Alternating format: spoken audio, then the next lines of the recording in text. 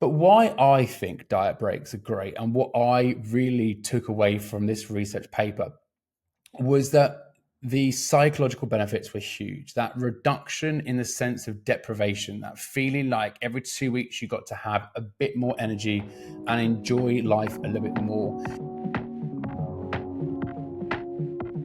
Hello and welcome back to the Smart Strength Training podcast. It's the podcast where I talk about popular trends and I look at it through an evidence-based lens. And today I'm talking about diet breaks. What are they and should you consider using one? Now, just to confuse people, my last podcast episode was on cheat meals, but cheat meals often get called diet breaks. But diet breaks are actually something slightly different.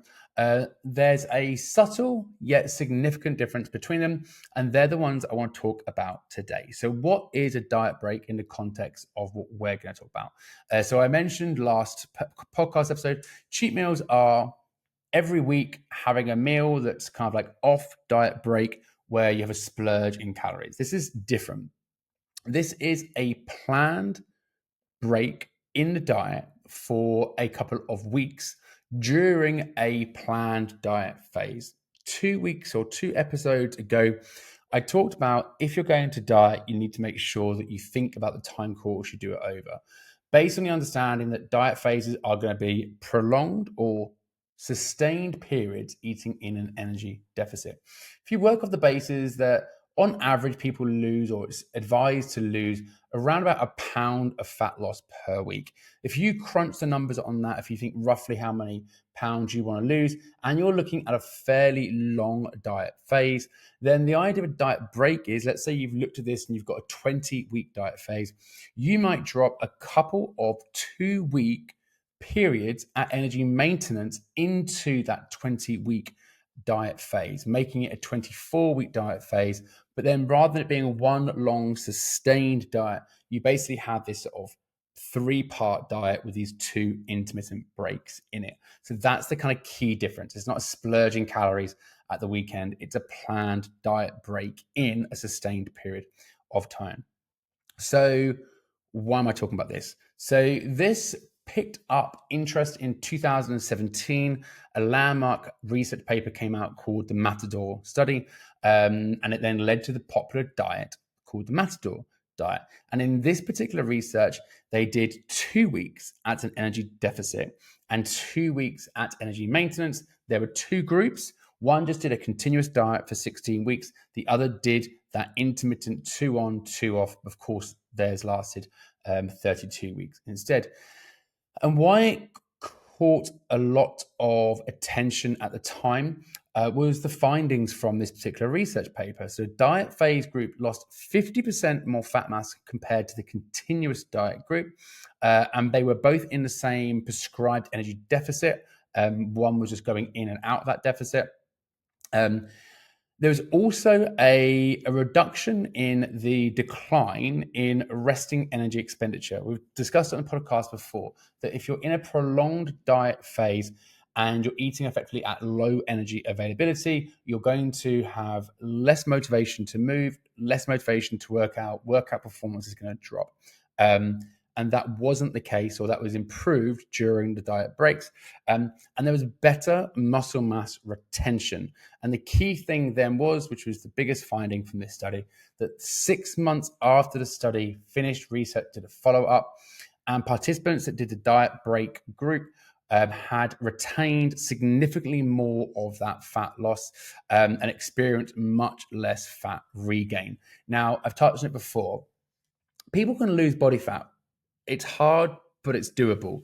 Where the statistics start to look really, really grim is in the weight maintenance. People struggle to keep that weight off, which is why this research paper at the time was very, very interesting. We'd not really seen any intervention where people were so easily maintaining that fat loss after a successful weight loss phase. So let's talk about why that might happen. Why would people have better maintenance of their fat loss? A key part of that really is about the muscle tissue that people can retain. Recognizing that when we spend prolonged periods of time in a diet, so therefore we're eating in that low energy availability, there is that normal response to lowering calories. We might lose some body fats as well as some muscle tissue. So therefore we are lighter. If we're lighter, therefore we burn less energy at rest. But if we also lose muscle tissue, we're going to burn even less energy at rest. That is actually a very normal, very predictable, measurable drop in resting energy expenditure. But there are also reductions above what we would consider the norm that are still measurable in a lab, but aren't necessarily the predicted ones from simply loss of weight and that reduction in the desire to work out and the desire to sort of push hard in training. So having those intermittent diet breaks in this particular research paper restored resting energy for a period of time, which pretty much led to better retention of muscle tissue is what we're looking at, which is why preservation of muscle is always such an important thing. But why I think diet breaks are great and what I really took away from this research paper was that the psychological benefits were huge. That reduction in the sense of deprivation, that feeling like every 2 weeks you got to have a bit more energy and enjoy life a little bit more, led to obviously just feeling better for the dieters, but also led to less overconsumption, less sort of binges. We recognize that when people are in sustained energy deficits and they are often using restriction as their primary focus, they struggle to stick to it, and therefore they started to have more periods of binge eating. I also think what's interesting in this study is not actually in this study specifically, but in studies is full stop, but also this study, is adherence. I've spoken about this a few times. We clearly see in weight loss research, there are drop-offs in participant numbers. You start to see it usually around the 6-week mark, and then by about the 12-week mark, there's usually quite a notable drop-off, unless there's some sort of financial incentive to stay in the research paper. And certainly in my experience and talking to other personal trainers, that plays out beautifully in the real world. People are pretty good for a month, maybe 2 months, but the thoughts of 3 months plus of focusing on that diet is really hard. And I spoke about that on that podcast episode a few weeks ago about making sure that if you're going to do a diet, you think about it over a time course that's actually practical and realistic for you to stick to. So let's talk about the sort of long term or the applications of this. So of course, taking diet breaks is going to extend the period of time that you're in that weight loss phase, but it could help with actually the sustainability, sticking to the diet, and the overall maintenance of the diet. So some practical recommendations. I know a lot of coaches listen to my podcast, so I'm going to talk to the coaches first for this one, because diet breaks aren't going to be for everyone. You want to consider the overall client goal. How much weight have they got to lose? If someone's got quite a small amount of weight to lose, you're not really going to be thinking about this.